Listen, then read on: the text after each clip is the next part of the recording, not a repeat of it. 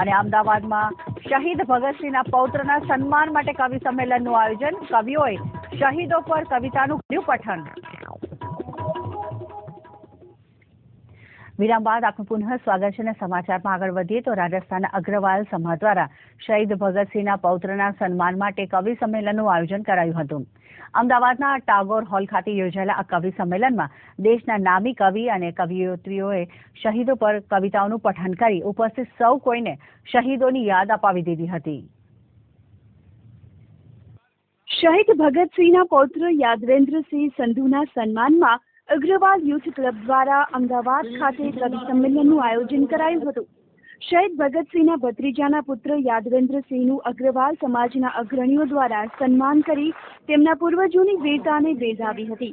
આ પ્રસંગે યાદવેન્દ્રસિંહ સંધુએ પણ શહીદ ભગતસિંહજીને યાદ કર્યા હતા. તેઓએ શહીદો પર રચાયેલ કવિતાઓ દ્વારા નવી પેઢીને પણ વાકેફ કરવામાં આવે તો શહીદો અમર રહેશે તેવું જણાવ્યું હતું. વતન તુજકો બુલાતા હૈ કવિ સંમેલનનું આયોજન કરનાર આયોજકો પણ શહીદ ભગતસિંહના પરિવારજનને બોલાવી દેશના ગૌરવને કવિતા દ્વારા યાદ કરવાનો એક નવો ચીલો ચાતરવાનો પ્રયત્ન કર્યો. जाके लड़ना तो बहुत सौभाग्यशाली कोई इंसान होगा जिसको मौका मिलेगा अपनी मातृभूमि के लिए प्राण निछावर करने का. पर इस तरह के आयोजन करके हमारे समाज में जैसे आज कार्यक्रम का उद्देश्य भी देख रहे हैं वतन बुलाता है, तो उसमें जो हमारी नौजवान पीढ़ी है या जो भी यहाँ लोग आए हुए हैं उनको एक तो अपने वतन के साथ जोड़ना ये भी एक तरीके का देशभक्ति है और जितनी तारीफ की जाए इस कार्यक्रम की उतनी कम है. इस तरह के आयोजन होने चाहिए ताकि हमारे युवा समाज को और हमारे देश को बार बार उन शहीदों की याद दिलाई जाए. प्रति एक सम्मान है जो हम उनको दे रहे हैं और सभी को उनके जो द्वारा जो भी अभी बोला जाएगा उस पर अमल करना चाहिए क्योंकि वो एक देशभक्त के सुपुत्र हैं. કવિઓની આવી ઈચ્છા હતી કે એમને બોલાવીને એમની સામે કવિતા પાઠન કરવું જેનાથી એમને અને બંનેને પ્રેરણા મળે અને એ પ્રેરણા માટે આપણે બધા આ એક ખાસ આનું આયોજન કરેલું છે.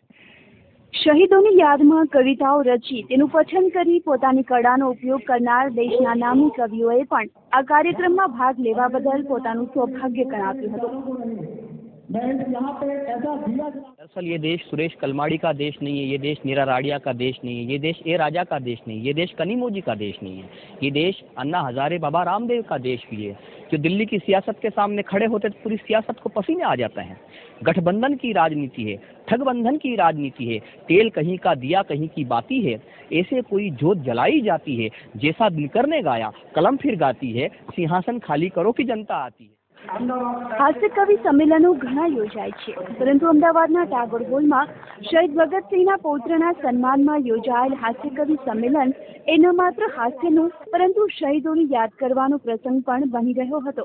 શહીદોની વીરતાને બિરદાવતી કવિતાઓ સાંભળીને ઉપસ્થિત શ્રોતાગણ પણ શહીદોના એ દિવસોને સાંભળીને ન માત્ર યાદ કર્યા પરંતુ રાષ્ટ્રની આઝાદી માટે મરી મિટનાર એ વીર પુરુષોની વીરતાને કવિતાઓ દ્વારા જાણી અને માણી હતી.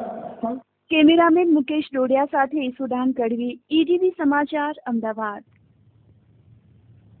રાજકોટના કાલાવાડ રોડ ઉપર આવેલા શ્રી કૃષ્ણ હવેલીને શાસ્ત્રોક્ત વિધિ બાદ